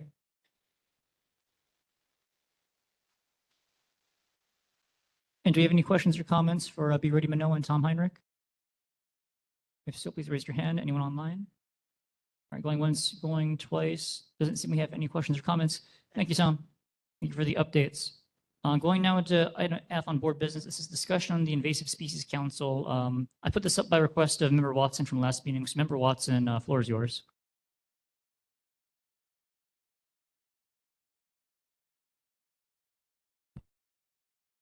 She not there? Okay. We'll return to that later. She might have stepped away from the computer. So going now to our, what is this, Roman numeral 6, city monthly reports. Starting with item A, Board of Water Supply, Dominic Diaz. Are you able to hear me? Yes. Okay. Just real quick, last month we had several main breaks. All 3 were along Mohala Way, but they were partly due to the active construction line, water line replacement that's going there. So they were all replaced. So all the pipes will be replaced with a new water line in that area. Just a real quick general announcement. The Board of Water Supply is asking residents to try and reduce water consumption by 20%. While we do have more than enough water for now, we are experiencing lower than normal rainfall. I'm sure many of you have noticed the mountains are brown. It's been really hot and dry. Water consumption has been rising, and we want to make sure that there is a reliable supply into the future for future generations. So all efforts to minimize water usage, eliminate water waste are very much appreciated. We do have tips on water conservation techniques on our website, www.boardofwatersupply.com. You can just search conservation in the search bar there, and there's lots of tips on how you can go throughout your home and make sure that you're not being wasteful, as well as tips such as watering during the mornings and evenings, turning off faucets while you brush your teeth, wash your hands, all the things we know, shorter showers. And again, the Board of Water Supply really appreciates any efforts to minimize water waste. And on that note, I'd be happy to take any questions on behalf of the Board of Water Supply. Any questions or comments for Dominic Diaz? Tom?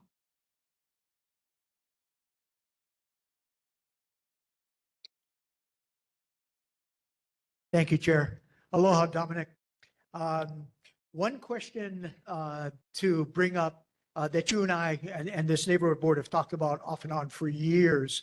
And in terms of some of the changes, particularly in relation to the effects of the Red Hill situation, et cetera, my question to you is, could you take a look at the long-range capital improvement program of BWS in terms of where, because it had been postponed and taken off that schedule, but where the additional 24-inch water main that would cut across, as I recall, from Liliha ultimately to Wa'ahila, where that is or is not in any planning at this point. So just double checking as to that particular project in the long range capital improvement program of BWS. Okay. Sure. Okay, appreciate it. The second thing is just to make note, and having spoken just a few days ago with Chief Engineer and Manager Ernie Lau here in the Valley, and that is also just noting that those who are interested, and this is also available after the fact on the Hawaii House of Representatives YouTube channel, is that tomorrow, Thursday, October 2nd at 10 a.m., there's an informational briefing that folks can also pay attention to online, but live streaming, having to do with information from the State Department of Health, as well as the United States Environmental Protection Agency concerning the status of the Red Hill Closure Program. So as that affects so many other things for the calls for water conservation, et cetera, just wanted to bring that to the board's and the public's attention as well. So again, tomorrow, 10 a.m., informational briefing by the House Special Committee on Red Hill. Thank you, Chair.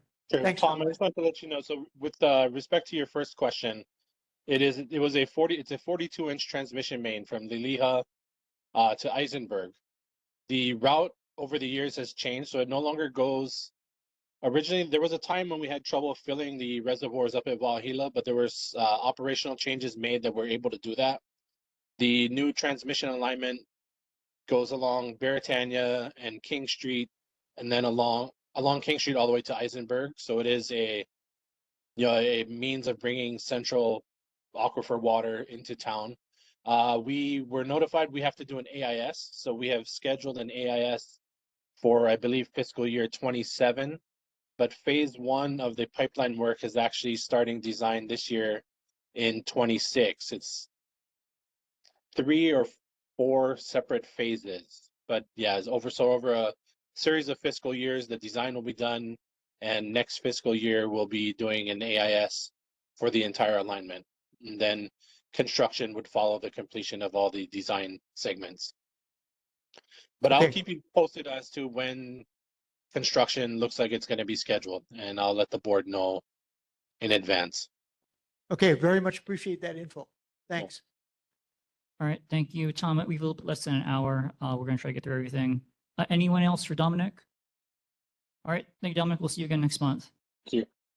I'm going now to Mayor Rick Blangiardi's office, item B.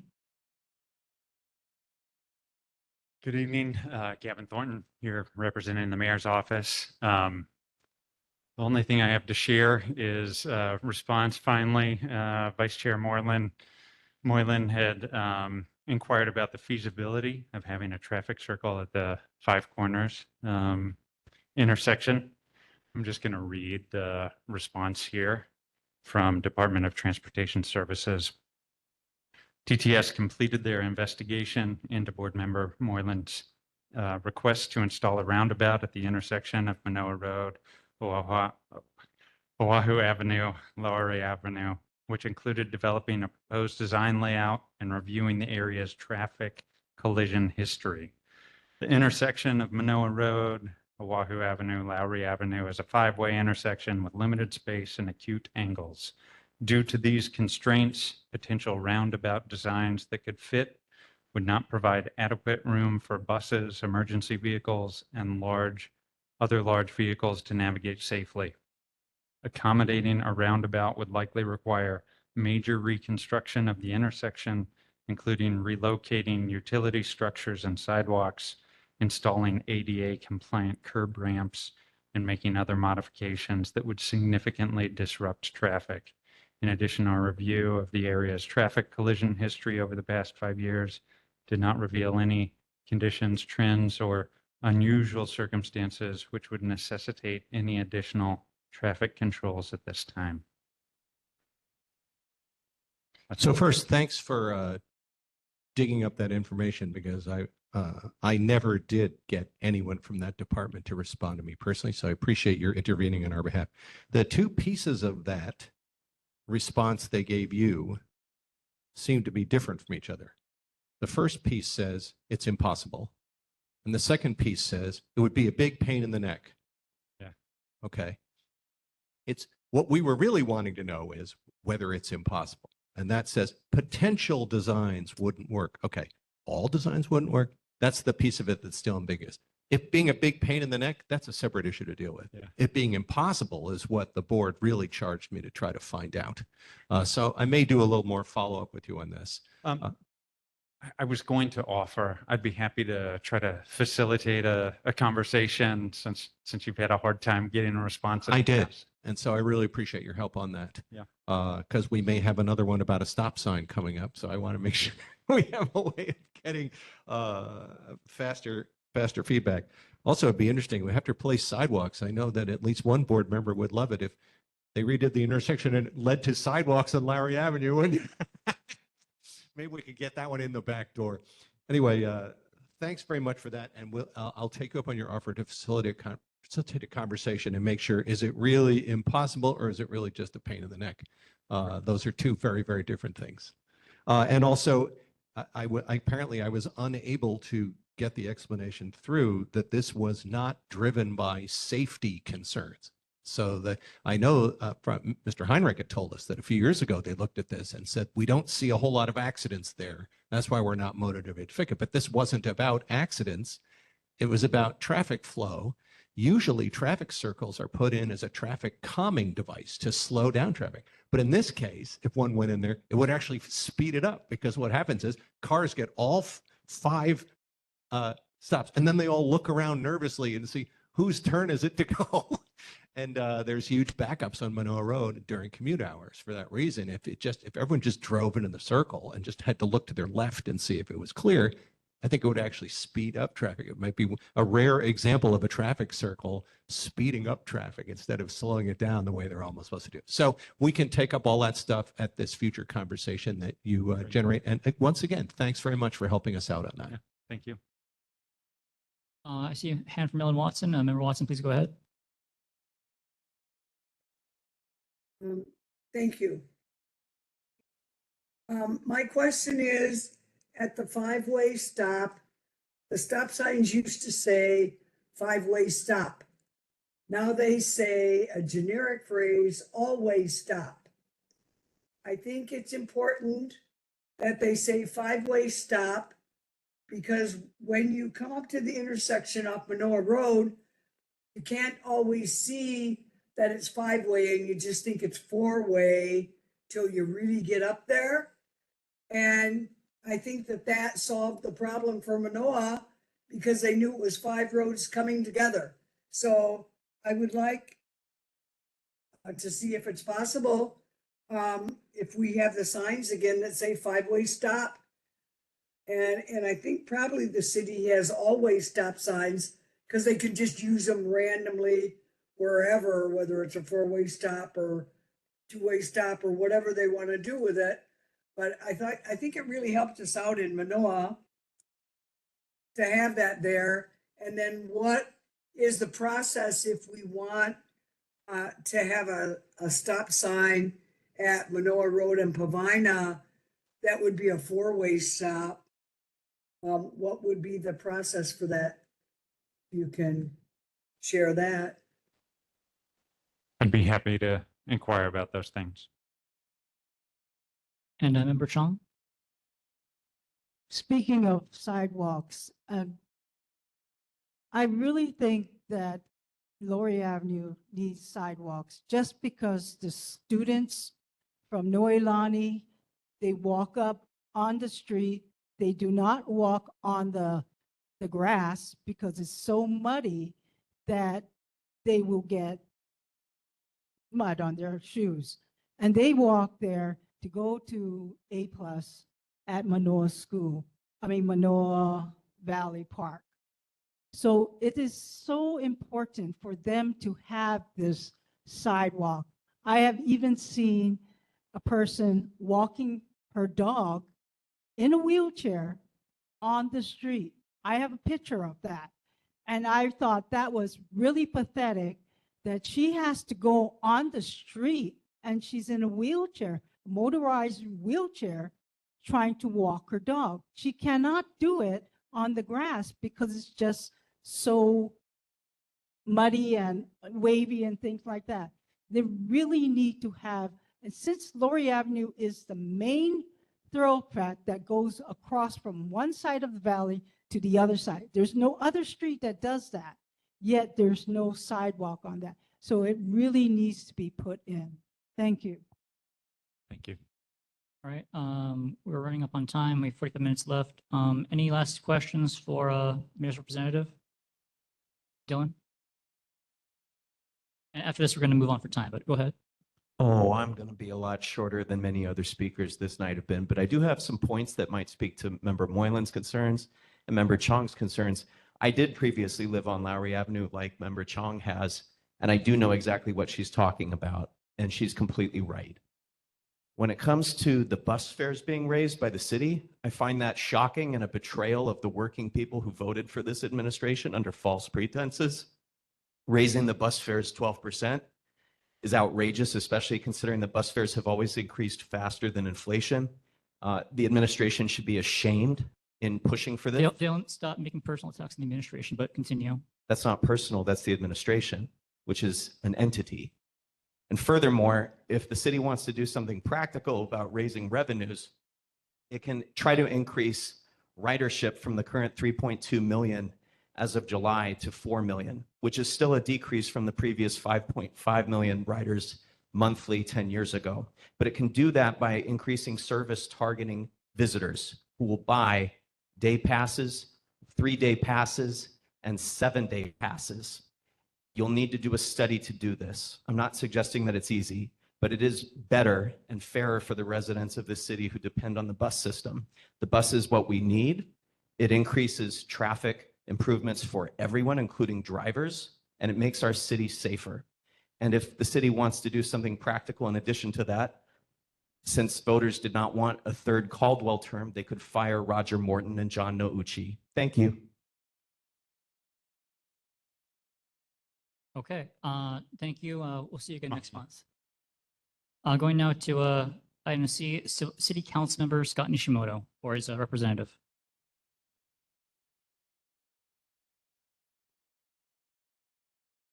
Hey, Heath Williams, Councilmember Nishimoto's office.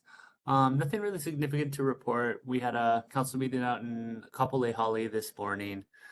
Some interesting stuff passed for third reading. Encourage all the board to take a look at Bill 34. It's tiering out Res A and RPT. So anything other than that, I can take anything back to the council member that the board might have. Thanks. All right, any questions or comments for Heath? Oh, go ahead.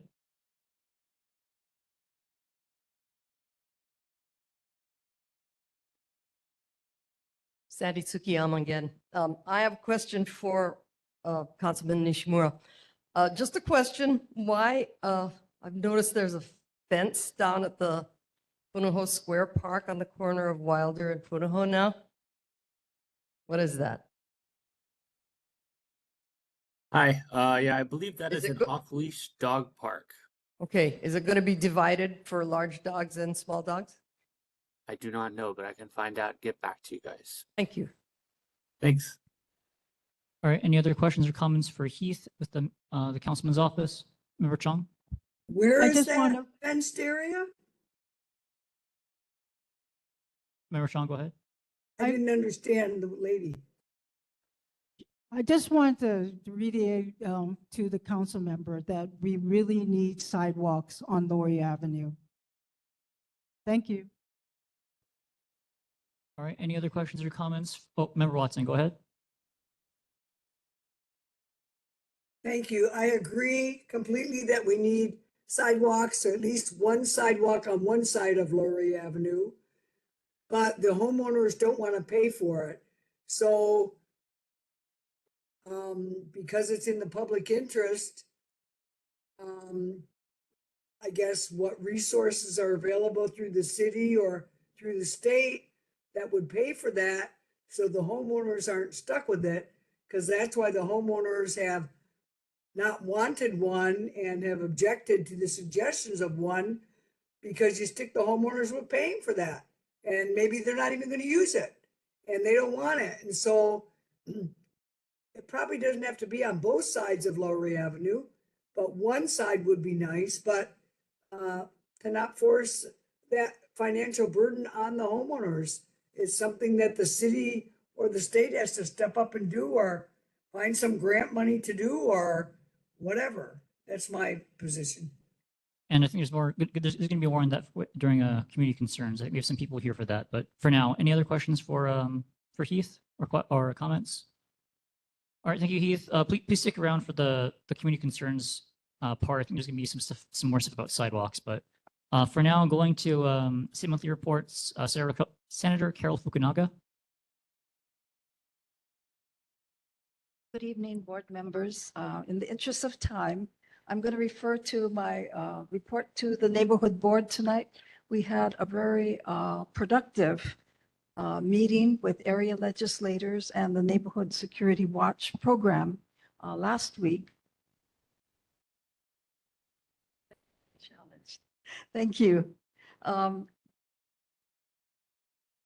Thank you very much. And it was very helpful in identifying some community safety concerns in and around Mānoa District Park, where a number of volunteers have really been working very hard to cut back some of the vegetation overgrowth, which has become sort of a possible location for homeless encampments. And we also received good feedback from many of the Neighborhood Security Watch attendees. Since HPD couldn't be there that evening, we did take all the latest crime stats, distribute them, and ask residents to fill out a survey. So we have shared that with the Honolulu Police Department's District 7, and we are looking forward to perhaps pursuing some additional projects in the near future. But it was a good starting point between city, state, and other community partners. I'm open for questions. All right, any questions or comments for the senator? Anyone online? All right, I'm not seeing or hearing anyone. So thank you, Senator Fukunaga. We'll see you next month. Going now to item B in state monthly reports, Representative Andrew Garrett. I saw the representative online. There he is. Please go ahead. Here. Good evening, everyone. Just again, in the interest of time, I'll try to keep this relatively short. I just want to thank Senator Fukunaga for taking the lead and inviting myself and Councilmember Nishimoto to that Neighborhood Security Watch meeting she just mentioned. A great attendance over at Mānoa cafeteria, and looking forward to some next steps there. We had some other community events we participated in that I just wanted to bring to the board's attention. Number one, we were out there at Mānoa Stream again a few weekends ago with our partners, the Ko'ola Mountains Watershed Partnership, KMWP, as well as our friends at Malama Mānoa. This was our annual busiest sweep along the stream banks. I know Ian Ross was on the call earlier, and he played a lead role in organizing that as well. So I want to make sure we acknowledge his part in this. So again, it seemed like the seedlings were a little lower this year, which means that our annual sweeps are making a difference. One of the things I was excited about is in the 2024 session, we secured a grant for KMWP to take down some of the hazard albizia trees that are in the stream that are just beyond the expertise of a adjacent landowner to take down. So we have a meeting coming up in a few weeks where we're going to try to figure out how to deploy the $95,000 I think we secured for that organization. Second, I was happy to partner with some students from University Lab School to do a graffiti cleanup event. You might have seen at the entrance to Mānoa, the old Skuneya Japanese restaurant was hit up with some pretty bad graffiti over a month or so ago. I was waiting for the property owner to take appropriate action. They didn't, found out it was owned by a Japanese company, hence the delay. But, we banged out in about 30 minutes on a Friday, and to date, it still looks good. So hopefully we don't have to go back out there again. But for those of you who are interested, it does sound like the property owner, he shared with me in passing that they are close to a new lease on that particular restaurant. So hopefully they'll have an announcement then so we can get that corner of Dolan University invigorated again with some restaurants there. So with that, I'll stop and see if there are any questions today. Thank you, Chair. All right, any questions or comments for the representative? Oh, Member Fox, go ahead. Thank you, Mr. Garrett. I agree with you about graffiti and taking care of it. As you know, I lived in California for some time, and we had a horrible problem in Long Beach for graffiti. So we organized something called a graffiti watch, where we could actually call the city, and the city would come out and paint over the graffiti. Unfortunately, of course, nobody had time to do anything. So we organized a volunteer thing, and I would suggest this is a wise idea for us. We just need a small storage space for the kinds of paint that we need.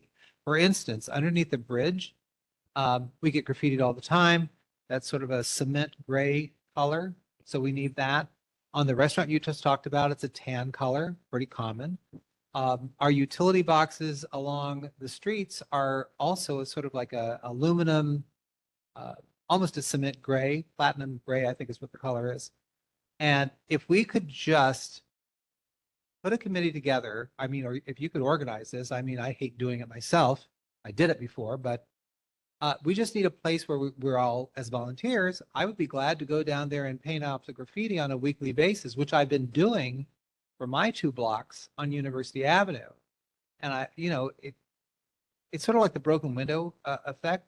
If you just replace the windows over and over again, people get tired of breaking your windows.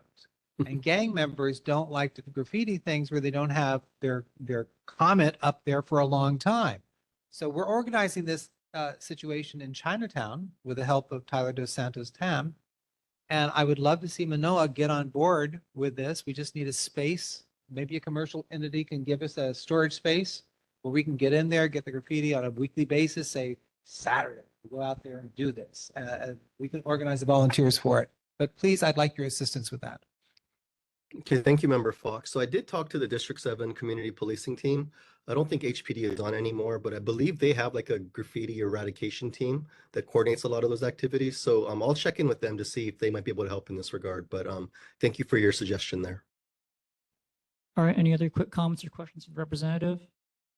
Going once, going twice. All right, thank you, Representative. We'll see you again next month. Sounds good. See you then. Going on to item D, Governor Josh Green's representative. Oh, I'm sorry, I skipped you.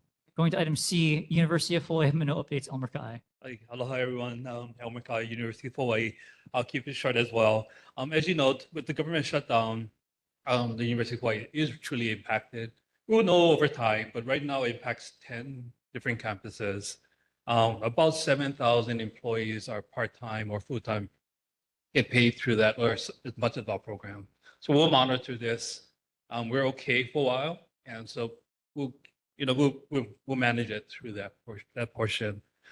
We are concerned with the funding post cuts for Title III, Title VI, and the Native Hawaiian Education Program. Title III is the English Learners Act itself. It helps from K to 12 as well as our school. And the Title VI is the Civil Rights Act itself. So just want to give you guys a praise of that. I did have some requests often about what's happening with our international students. In my report, I did kind of put down some simple data. The University of Hawaii is not, we dropped about 4.7 in the sense of enrollment, but that's far less than the 30 to 40% other schools are impacted by. We are very active in this. We are trying to make sure we can keep abreast of that. But outside that, Chair, I'm open for questions. Member Moylan. Is there any way that you can send out a solicitation to UH employees, either through a mass email or a newsletter, whatever you have, in case anyone lives nearby to serve on this board and take up some of our vacancies in Sub-District 4? Well, I heard that earlier. I think the challenge for us, I'm not sure how many employees live here. We do have a lot. But the same. We just need 3. Yeah. It's harder for our campus because a lot of our campus employees do not work in the area. They do not live in the area, especially Right. stuff. But I'll check. If for they sure. do. Thanks very much. Absolutely. Member Chong, go ahead. There was a new law that was put in place. Mopeds have to wear helmets, and just yeah, and I know a lot of students at UH ride mopeds, and yesterday, as I was driving up University Avenue, I saw 4 mopeds, all of them not wearing helmets. 3 of them had 2 people on a moped, which is illegal. Is there some way you guys can put out something, say, hey, you need to be law abiding? At the request of Representative Garrett, we actually sent out a notice. Again, we send out a notice every time to remind our students about mopeds, cars, and so on. We'll do that as well. But it's a new law, that's why. Well, we do not enforce the law, right? Right, but just let We it, can let them know. let them know that We'll this do is not, it's now a law. Yeah. Okay, thank It's you. happening all over the state, so. I know, but it was to see just going up the hill, 3 of them having 2 people on it Got it. is illegal. Yeah, got it. Thank you. Yeah. All right. Any final questions or comments for Elmer? Anyone online? All right. Thank you. Sorry, I skipped you, but we'll see you again next month. Going now to item D, now Governor Josh Green's representative, Lisi Goshi, online. Hi, everyone. So the governor's newsletter is available at governor.hawaii.gov. But I did want to quickly mention that Governor Green recently launched an Engage Hawaii website at engage.hawaii.gov to encourage civic engagement. The goal is to build a central hub for transparency and participation where residents can engage directly with the state government on issues that affect them. Again, that URL is engage.hawaii.gov. Also wanted to quickly mention Operation Hire Hawaii is still ongoing to help fill critical state government vacancies. It's a targeted outreach initiative designed to streamline the state hiring process and fast track qualified candidates into public service roles across the state. There's currently 40 job postings available, and for more information, you can visit DHERD's website at dhrd.hawaii.gov. And then lastly, at the last meeting, Member Watson had asked about the biosecurity bill. I did send that response by email directly and followed up. Not sure if I need to go through that response right now in the interest of time, but I do have it if needed. All right, thank you. Any questions or comments for the governor's representative? Anyone online? All right, seeing and hearing none. Thank you, Lacey. We'll see you again next month. Thank you. And now item E, Congressman Ed Case's representative. We have a representative from the congressman. Going once, going twice. All right, seeing and hearing none. Going to community concerns, and a few people talked to me before the meeting about sidewalks, so we didn't have you on the agenda, but it's community concerns, so you can come up and say what your testimony was now.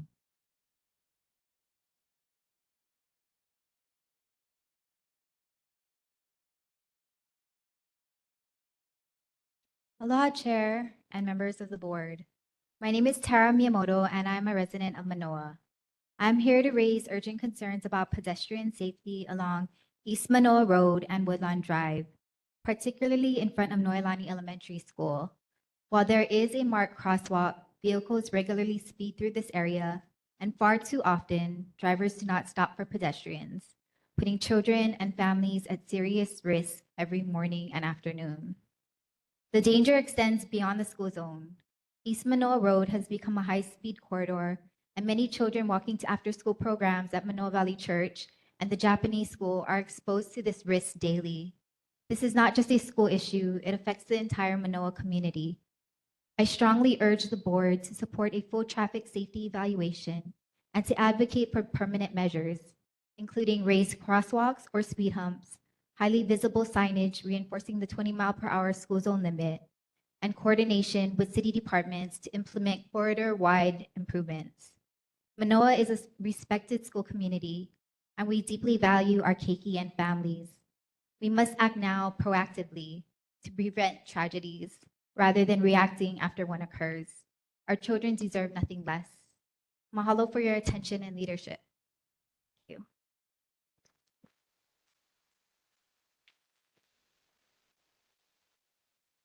And before I go to Ian Ross, was there anyone else who want to talk on that issue? Go ahead. Are you saying, where does she go? Are you saying that the students are crossing the street and the cars are going really fast? That they cross in that traffic light that's right next to, I guess, First Hawaiian Bank? The cars are still. Well, I know personally, and I've seen firsthand, people had to slam on the brakes because I guess they're not seeing the stoplight in time, and they're having to screech on their brakes or. and then Because children are- I've never seen someone go through those traffic lights. I mean, they pretty much stop. Yeah, is but it's it the also there and then also in front of Starbucks. That's where they cross to. Starbucks? Yeah, Starbucks. Oh, but Like, that doesn't have a traffic light. yeah, that doesn't have a traffic light. The other thing I ask is isn't there usually an adult or something like that taking them to the school and taking them to? Like a parent.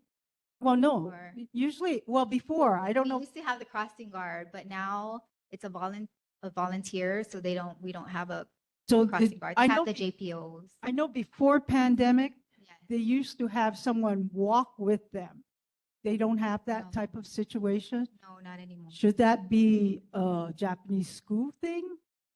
You know, Oh, going you to mean pick for the Manoa Valley Church in Japanese? Yeah, school? yeah. Oh, yes, they have the leaders that walk with them. and that's still not enough safety?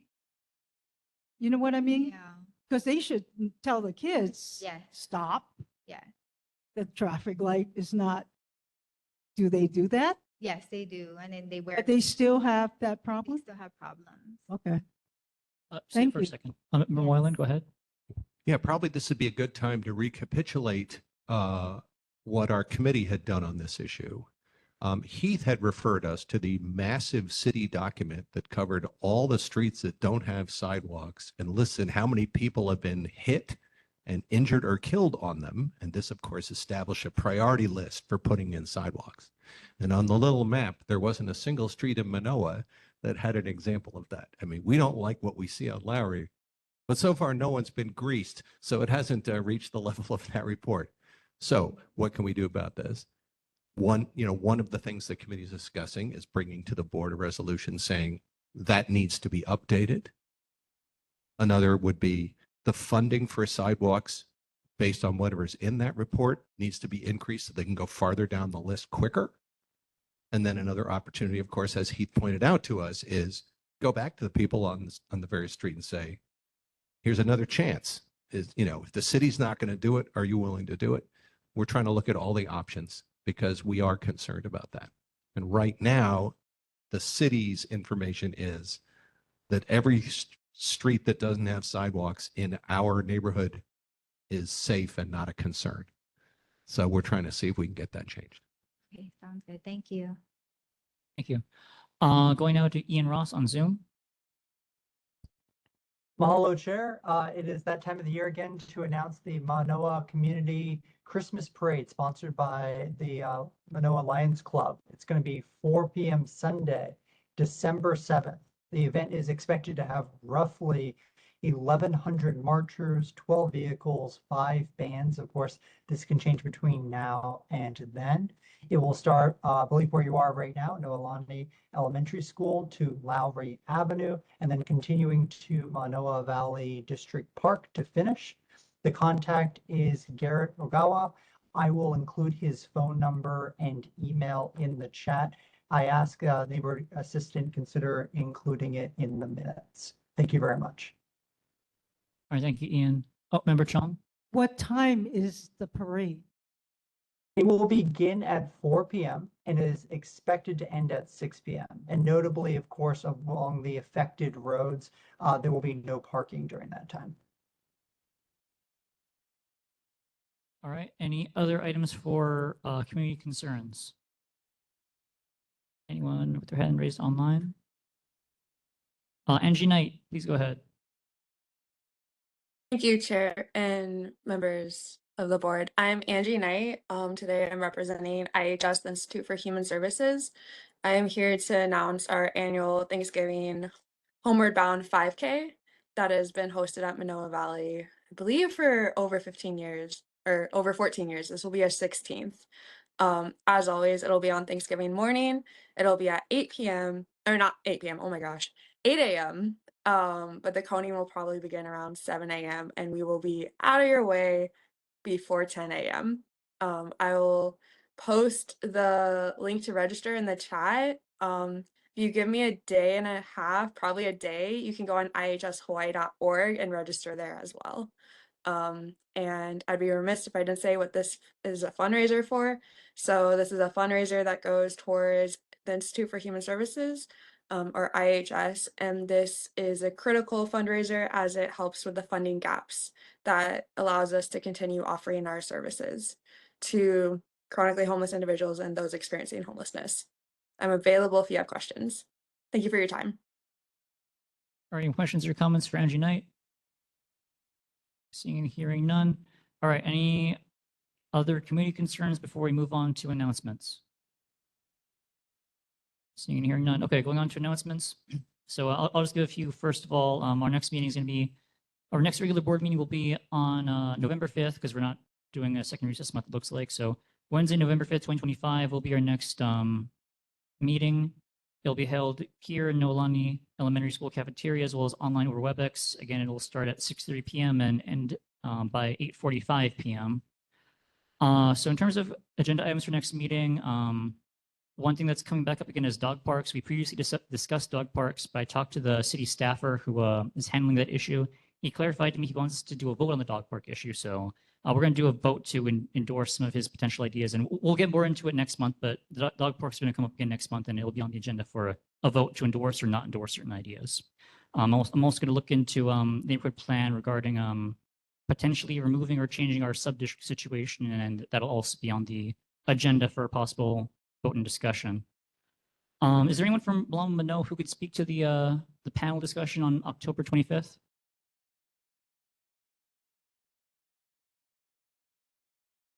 Okay. Sorry, I don't have the details, but tentatively, I believe on October 25th, they're trying to put together a panel discussion to discuss the topics of the need for affordable housing in the state as it's balanced against maintaining the character of Mānoa and other neighborhoods in the state. So I'm not sure the exact location or time, but that's I believe tentatively planned for October 25th, and there's going to be a panel. I'm not sure, I can't recall exactly who's going to be on the panel. Oh yes, and also the Olelo rebroadcast will be on the second and fourth Saturdays of the month at 3 p.m. or every third Tuesday at 9 p.m. It's also going to be online on the Olelo website, as well as the Honolulu City Digital Archives. Do we have any final announcements or anything before we adjourn? Anyone online? All right, seeing and hearing done. Thank you everyone for coming. We will reconvene first Wednesday of November. We're adjourned.